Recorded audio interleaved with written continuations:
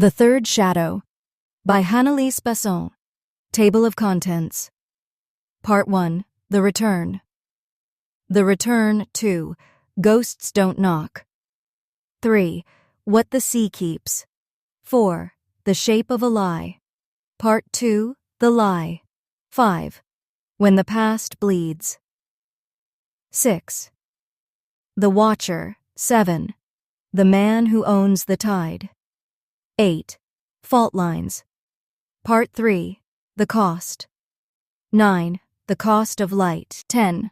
The One Who Stayed. 11. What Survives. 12. The Worst Betrayal. Part 4. The Fallout. 13. After the Storm. 14. The Shape of Absence. 15. Testimony. 16. The Edge of Guilt. Part 5. The Shadow. 17. What He Gave. 18. The Last Choice. 19. Years Later. 20. The Third Shadow. Epilogue. Chapter 1. The Return. Greyhaven always smelled like salt and regret. Mara Vale noticed it the moment she stepped out of the car, the sea air wrapping around her like something familiar that had never forgiven her for leaving. The town hadn't changed. Not really. The paint on the shop fronts was more faded, the roads more cracked, but the bones of the place were the same. Weather-beaten, watchful, as if it remembered everything, including her. She stood on the sidewalk outside her mother's house, keys heavy in her palm, and felt the weight of 10 years settle into her chest. 10 years since she had driven away in the middle of the night without telling anyone where she was going. 10 years since Greyhaven had swallowed a boy whole and left nothing behind but rumors. Eli Hart had vanished on a fog-heavy night, and the town had never stopped talking about it. Neither had she. The house door creaked open reluctantly, like it resented her return. Dust floated in the late afternoon light, and the silence inside was thick, expectant. This was supposed to be temporary. A week, maybe 2. Just long enough to settle her mother's affairs and put the house on the market. That was the lie she told herself. Mara dropped her bag by the door and pressed her back against the wall, breathing slowly. Her heart was already racing, as if it sensed what she refused to admit. She wasn't ready. Greyhaven didn't give you time to be ready.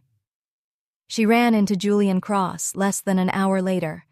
The Lighthouse Cafe stood at the edge of the cliffs, stubborn and enduring, its windows fogged from the inside. Mara almost didn't go in, almost turned around when she saw the familiar glow spilling out onto the pavement. Almost. The bell above the door chimed softly. Julian was behind the counter, sleeves rolled to his elbows, dark hair falling into his eyes as he scribbled something on a notepad. For a moment, she simply watched him. He was broader now, shoulders heavier, the boyish sharpness replaced with something more controlled, more dangerous. He looked up. The pen slipped from his fingers. Mara? Her name sounded different in his voice, like it had never learned how to leave him. Hi, Julian. The silence that followed was deafening. It stretched between them, filled with things unsaid and wounds that had never healed. He took a slow step forward, as if she might vanish if he moved too quickly. You're back, he said. For a little while. He nodded, jaw tightening just slightly. She noticed it immediately.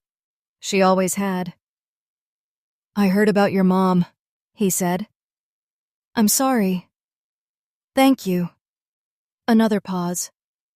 Another careful step around the past. Julian glanced at her hand, still resting on the doorframe. There was no ring. Not that he had a right to notice. Not that it stopped him. Are you staying? He asked quietly. I don't know yet.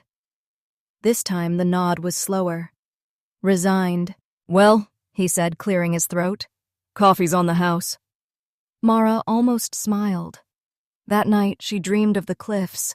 The waves crashed below her feet, wild and relentless, and fog curled around her ankles like fingers trying to pull her under.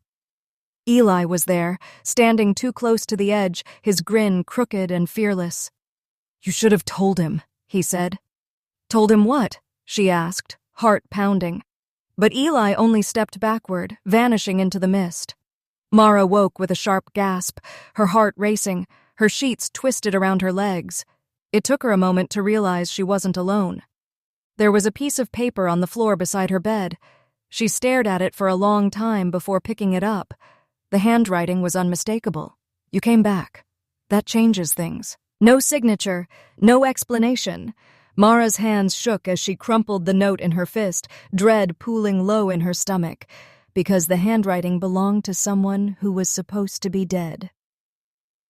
Chapter 2. Ghosts Don't Knock. Mara didn't sleep again. She sat on the edge of her bed until dawn, the note smoothed flat on the nightstand, as if it might move when she wasn't looking. She had checked the doors, the windows, the locks. Everything was sealed tight. No footprints, no signs of forced entry. Greyhaven had always been good at keeping secrets. Still, by morning, she had convinced herself there had to be another explanation. A cruel joke. A coincidence. Someone who remembered Eli's handwriting well enough to imitate it. Someone alive. She showered, dressed, and shoved the note into her jacket pocket before she could change her mind. If answers existed in this town, they wouldn't come to her while she hid. They never had. Julian noticed immediately that something was wrong. "You look like you fought the ocean and lost," he said, as he set a mug down in front of her. Mara managed a weak smile. "Is it that obvious?" "Only to me." She stiffened at that. The cafe was quiet, the early morning fog pressing against the windows. Julian leaned against the counter, arms crossed, studying her with the same intensity he always had, like he was trying to solve a puzzle that refused to stay still. "You didn't sleep," he said. "No? Bad dreams?" She hesitated, just a fraction too long. "Something like that." Julian's gaze sharpened. He had always known when she lied, not because she was bad at it, but because he had once known her better than anyone else. "Did something happen?" he asked.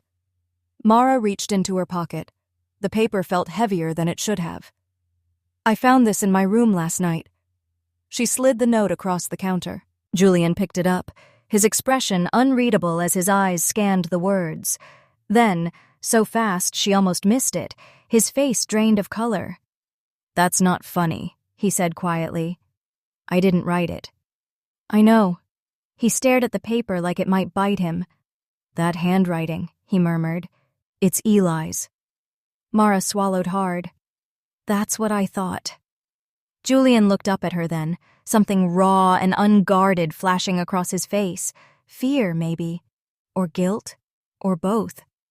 "That's not possible," he said. "He's dead." "Is he?" The question hung between them, fragile and dangerous. Julian folded the note carefully, as if respect still mattered. "We shouldn't jump to conclusions." "We?" Mara echoed. He met her gaze. "If someone's messing with you, I want to know why." Something in his tone told her this wasn't just concern. It was history. That afternoon, Mara walked to the cliffs alone. The path was narrow, winding past jagged rocks and low shrubs bent permanently by the wind. This was where it had happened, where Eli had been last seen alive, where Julian had been standing beside him. She knelt near the edge, fingers brushing the damp earth. A memory surfaced, Eli laughing, daring her to come closer, Julian shouting his name in warning. "Don't be stupid," Julian had said. Eli had only grinned. A sound behind her made her turn sharply. No one was there. But on the ground, half buried beneath a flat stone, lay something cold and familiar. A watch. Eli's watch. Mara's breath caught painfully in her throat. This wasn't a joke. This was a message, and whoever was sending it knew exactly where to hurt her. Chapter 3. What the Sea Keeps. Mara didn't tell Julian about the watch. She didn't know why at first. It wasn't a conscious decision, just an instinct, sharp and immediate, that told her some truths were dangerous when spoken aloud, especially here, especially now. She slipped the watch into her coat pocket and left the cliffs with the wind clawing at her hair and Eli's laughter echoing in places it didn't belong. By the time she reached town, the fog had rolled in thick and low, swallowing the streets in muted gray. Greyhaven always did this when it wanted to hide something, or someone. That night, Mara pulled out an old box from the back of her childhood closet. Inside were pieces of a life she'd abandoned. Ticket stubs, photographs, folded notes written in 3 different handwritings. Julian's were neat, careful. Hers were messy, emotional. Eli's slanted slightly to the right, impatient, bold, alive. Her fingers trembled as she unfolded one she remembered too well. "Meet me at the boathouse tonight. We need to talk. Please." She had never gone. Julian had kissed her that night instead. Slow, certain, like he was claiming something he feared he might lose, and Eli had disappeared before dawn. Mara closed her eyes, nausea twisting in her gut. If Eli was alive, if he had really come back, then he wasn't haunting her. He was accusing her. The second note arrived 2 days later. This time it was waiting in her car. She spotted it the moment she opened the door, white against the dark upholstery, placed deliberately on the driver's seat. No attempt at subtlety. No fear of being seen? Her pulse thundered in her ears as she picked it up. "You left me there. But you weren't the only one who lied." Her breath hitched. The implication was unmistakable. Julian. Mara sat frozen in the car, the past rearranging itself violently in her mind. Julian had told her everything back then, or so she had believed. He'd been devastated, furious, grieving, but grief could hide many things, so could love. Julian was closing the cafe when she walked in unannounced that evening. He looked up sharply. "Mara, everything okay?" "No," she said. "Not really." She locked the door behind her without asking permission. Julian's jaw tightened. "That bad?" She held up the note. His reaction was immediate. Too immediate. He didn't ask where she'd found it, didn't question its authenticity. He simply exhaled, long and slow, and turned away. "Someone's playing games," he said finally. "With my life?" Mara snapped. "With Eli's death?" Julian faced her again, eyes dark. "I didn't say that." "You didn't deny it either." Silence crashed down between them. "Mara," he said carefully, "you don't want to reopen this." Her voice broke despite herself. "I never closed it." Something in Julian's expression shifted, resolve hardening into something like fear.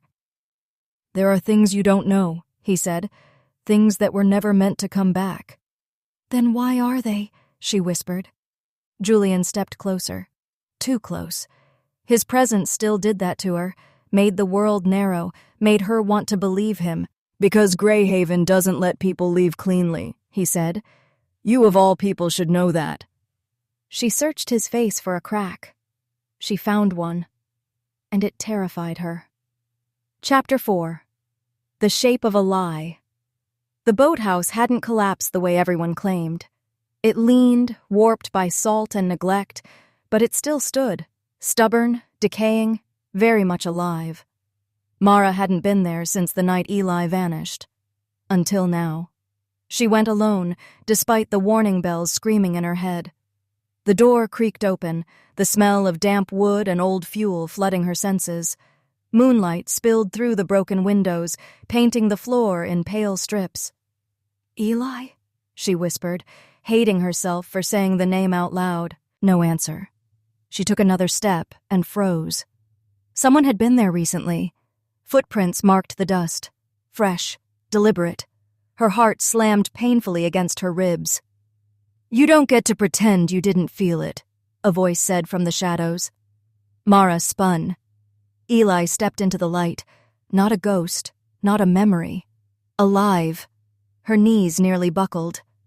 "This isn't real," she whispered. "It is," he said quietly. "I promise." He looked different. Leaner, sharper around the edges, but his eyes were the same dangerous warmth, the same sadness she'd never known how to fix. You let them believe I was dead, she said hoarsely. Eli flinched. I had to. You let me believe it. I never wanted to hurt you. That's funny, she laughed shakily, tears spilling over. Because you destroyed me. He stepped closer, hands raised like he was approaching something fragile. Julian didn't tell you, did he?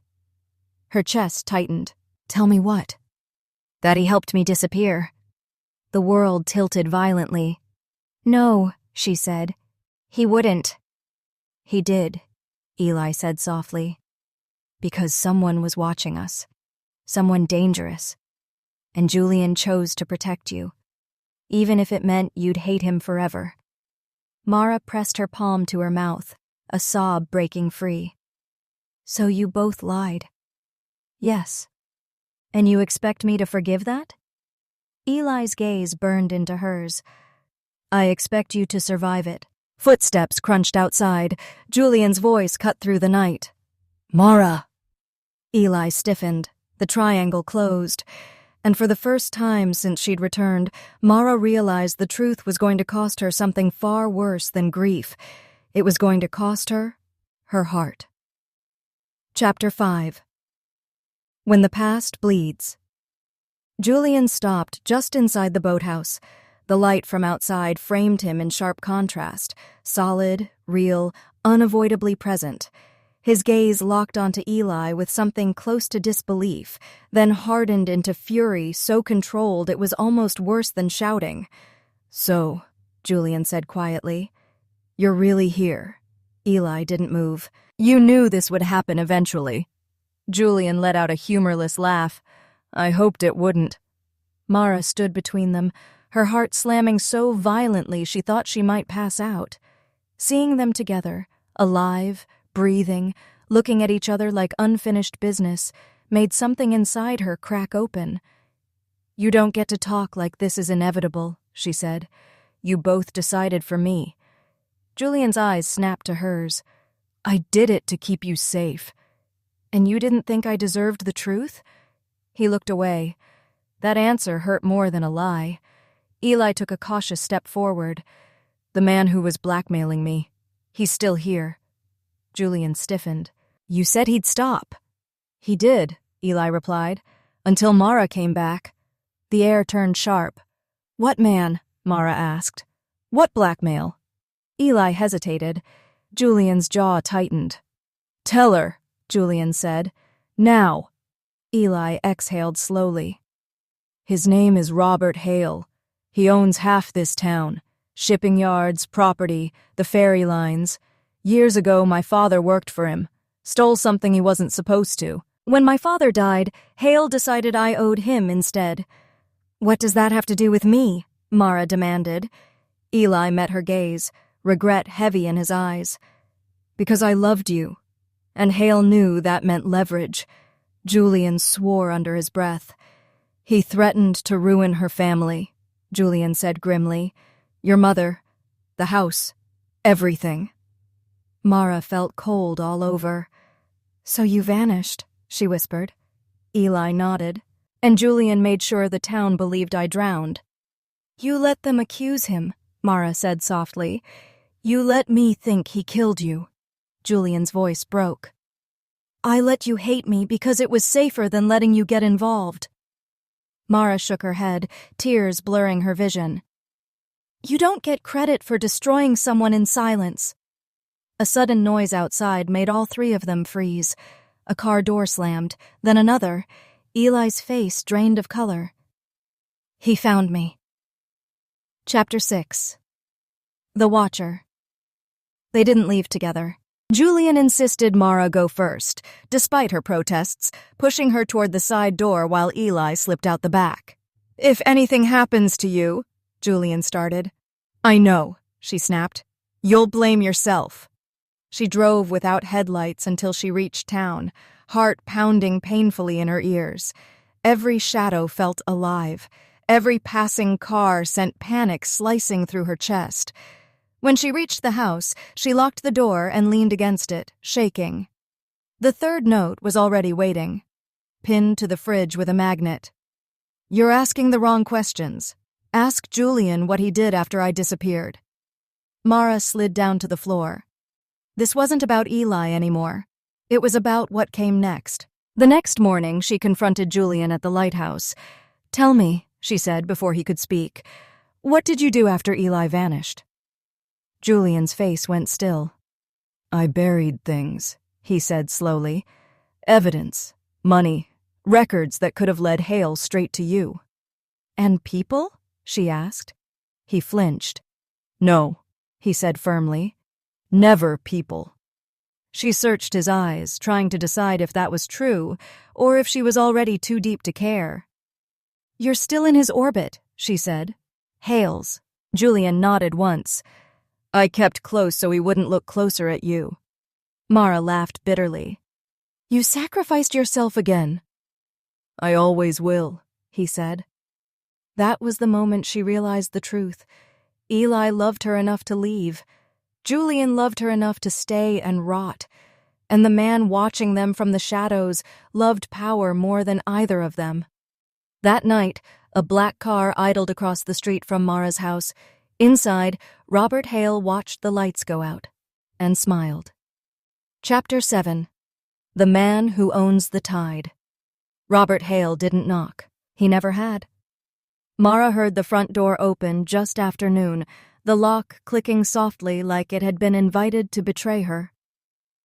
She stood frozen in the kitchen, a glass slipping from her fingers and shattering against the tile. "Please don't scream," a calm voice said. "It makes things unpleasant." Hale stood in the doorway like he belonged there. Tailored coat, silver hair immaculate, eyes sharp with amusement rather than threat. That somehow was worse. "You shouldn't be here," Mara said, her voice shaking despite her effort to steady it. "I own this land, technically," he replied lightly. "Your mother's mortgage, the utilities, even the road outside." He glanced around. "Sentimental little place." Her stomach dropped. "You're the reason Eli disappeared," she said. Hale smiled. "Eli disappeared because he lacked imagination." "And Julian?" she asked. "What do you want from him?" Hale stepped closer, lowering his voice. "Julian is loyal, useful, the kind of man who ruins himself for people who don't deserve it." Mara's chest burned. "Leave him alone."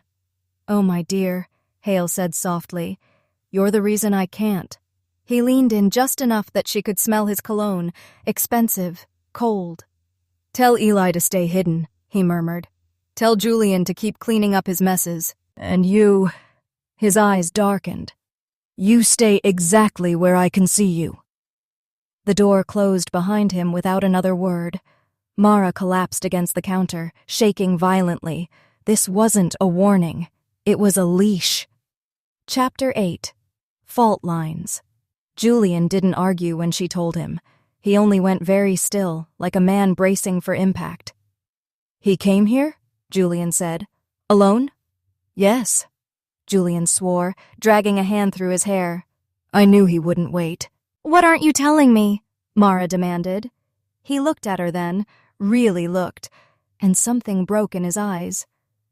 "There was more," he said. "After Eli vanished." Mara's breath hitched. "More what?" "Hale didn't just threaten you," Julian said. "He offered me a deal." Her heart pounded. "What kind of deal?" "He wanted me to run things for him. Offshore accounts, smuggling routes disguised as ferry maintenance." I said yes. The words landed like blows. "You worked for him?" "I poisoned myself so he wouldn't poison you," Julian said hoarsely. "Every illegal thing I did kept his eyes off you." Mara shook her head, tears streaming freely now. "You should have trusted me." "I trusted you to live," he said. "I never trusted this town." Silence swallowed them. Then Mara whispered, "Eli's in danger." "Yes," Julian said, "and so are you." She straightened slowly. "Then we stop running." Julian's expression darkened. "Mara." "No," she said firmly. "He controls people because they're afraid. I'm done being afraid." A pause. Then Julian nodded. once. "Okay," he said. "Then we end this." That night, Eli met them at the lighthouse. The three of them stood together under the rotating beam, fractured shadows spinning across the walls.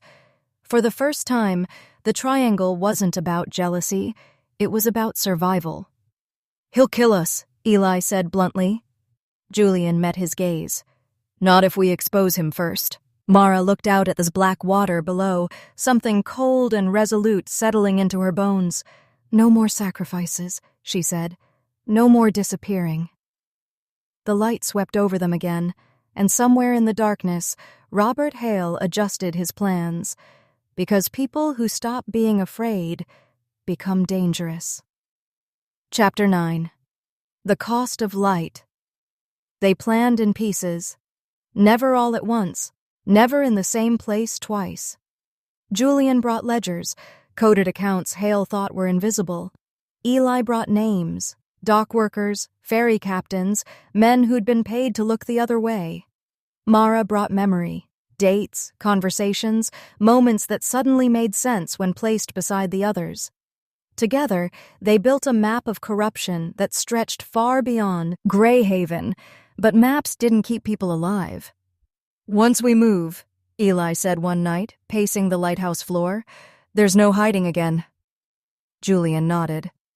"I know." Mara watched them both, two men bound by guilt and love, and a woman standing in the middle, terrified she might be the fuse that lit everything. "We go to the authorities," she said. Julian's mouth twisted. "Hale owns half of them." "Then we go public," Eli countered. "Leaks, press, enough noise that he can't bury it." Silence followed. "That makes you the target," Julian said to Mara. She met his gaze. "I already am." The first move came sooner than expected. Julian didn't come home one night. Mara waited until dawn before driving to the cafe. The lights were off, the door locked. Inside, chairs lay overturned, the register open and empty. Her phone rang. Unknown number. "You're moving too fast," Hale's voice said calmly. "Julian is unavailable." Mara's knees buckled. "Where is he?" she whispered. "That depends," Hale replied, "on whether you remember your place." The line went dead. Chapter 10. The One Who Stayed. They found Julian at the old ferry terminal. Beaten, but alive. For now. His face was swollen. Blood dried at the corner of his mouth, one eye barely open. He smiled faintly when he saw Mara, as if seeing her was worth the pain. "I'm sorry," he rasped. "For what?" she cried, gripping his hand. "For lying," he said. "For loving you badly." Eli hovered nearby, jaw clenched, eyes haunted. "This is my fault." Julian shook his head weakly. "No, this was always going to be me." Sirens wailed in the distance. Someone had tipped them off, someone brave or stupid enough to force the moment. Hale was losing patience. As paramedics rushed in, Julian's fingers tightened around Mara's. "Don't let this be for nothing," he whispered. "Promise me." Tears blurred her vision. "I promise." Julian closed his eyes, and for one terrible second, Mara thought she'd lost him. Chapter 11. What Survives. Julian lived. That was the miracle everyone clung to, the thin thread that kept Mara upright as machines beeped steadily in the hospital room. His injuries were extensive, broken ribs, a concussion, internal bruising, but it was his right hand that stole the breath from her lungs. Nerve damage, permanent. "You won't be able to do what you used to," the doctor said gently. "Not with the same precision." Julian absorbed the words without visible reaction. He only nodded once, as if this were simply another payment finally coming due. When they were alone, Mara took his left hand, the one that still worked, and pressed it to her cheek. "I'm so sorry," she whispered. Julian smiled faintly. "I stayed," he said. "That was the deal." She shook her head, tears slipping free. You shouldn't have had to. He watched her for a long moment, eyes dark with something unresolved. I always knew I'd lose you, he said quietly. I just didn't know which version of me you'd leave behind. The words hollowed her out. Eli didn't come to the hospital. Not at first. When he finally did, it was after midnight, slipping into the room like a man who no longer believed he deserved light. He stood at the foot of Julian's bed, jaw tight. I'm done running, Eli said. Julian opened his eyes slowly. That makes one of us. I'll testify, Eli continued. Publicly. About Hale. About everything. Mara spun toward him. That will expose you. Yes, Eli said simply. And you. Julian exhaled sharply. Hale will kill you. Maybe, Eli replied, but he won't own me anymore. The room felt unbearably small. Mara looked between them, realization settling like ice in her veins. You're doing this because of me. Eli met her gaze. I'm doing it because I'm tired of letting other people bleed for my mistakes. Julian closed his eyes, and for the first time, Mara understood that love wasn't just about who stayed or who left. It was about who paid the highest price. Chapter 12. The Worst Betrayal. The leak broke 2 days later. Documents flooded the media, offshore accounts, falsified shipping logs, recorded conversations. Robert Hale's name dominated every headline, and so did Eli Hart's. The town erupted. Police swarmed Greyhaven. Hale's properties were raided. His associates vanished overnight. And then the other truth surfaced. Eli hadn't acted alone. Someone had helped him leak the information before Julian was taken. Someone Mara trusted. She stared at the email timestamp, nausea curling deep in her stomach. You sent this before he was hurt, she whispered. Eli looked at her, face carved from regret. Hale was closing in. I didn't have time. You used Julian as a distraction, she said softly. Eli flinched. I thought Hale would scare him. Not... You thought, she snapped. And Julian almost died. Silence crushed the room. I love you, Eli said desperately. I always have. Mara laughed then, broken, hollow. You love the idea of me, she said. Julian loved the cost. She turned away, something in her finally severing. That night, Robert Hale was arrested, and Mara stood alone at the cliffs, watching the sea churn below, realizing the most devastating truth of all. The mystery hadn't nearly destroyed her. Love had. Chapter 13. After the Storm. Greyhaven didn't know how to behave once Robert Hale was gone. The town buzzed with reporters, flashing cameras, unfamiliar cars clogging streets that had once felt forgotten. People who had avoided Mara for years now nodded at her in grocery aisles, whispered her name like it carried weight. She hated it. Truth didn't feel like victory. It felt like standing in the wreckage after a storm, counting what had survived and what hadn't. Julian was transferred out of Greyhaven General under police protection. Officially, it was for his safety. Unofficially, it was because he knew too much. About Hale, about the people who were still scrambling to bury themselves. He didn't tell Mara where he was going. He kissed her forehead the morning he left, careful, restrained, like a goodbye disguised as something temporary. You don't have to wait, he said softly. I'm not, she replied. I'm standing. He smiled at that. Then he was gone. Eli stayed. He moved like a man under constant watch, shoulders tense, eyes always searching exits. His testimony made him both hero and liability. Some nights, Mara heard him pacing the beach below her house, unable to sleep, unable to disappear again. They spoke often, carefully. I never meant to hurt him, Eli said one evening, voice raw. I know, Mara replied, but knowing didn't mend what was broken. Love, she realized, could survive lies. It could even survive absence, but it rarely survived being used. Chapter 14. The Shape of Absence. Julian's absence became its own presence. Mara felt it everywhere, in the quiet mornings, in the cafe she no longer entered, in the way her phone never rang when she needed it most. Weeks passed, then months, no messages, no explanations. Only a single envelope arrived one rainy afternoon, postmarked from a city she'd never visited. Inside was Eli's old watch, repaired, along with a note written in Julian's careful hand. Some things are meant to keep ticking, even when we can't stay. Take care of him. Take care of yourself. Mara sat on the floor and cried until the storm outside passed, because Julian hadn't asked her to choose. He'd chosen for her. Chapter 15. Testimony. The courthouse smelled like old wood and recycled air. Mara sat in the second row, hands clasped so tightly her fingers ached, watching Eli take the stand. He looked smaller under oath, stripped of charm and bravado, a man finally unable to outrun his past. "State your name," the prosecutor said. "Elijah Hart."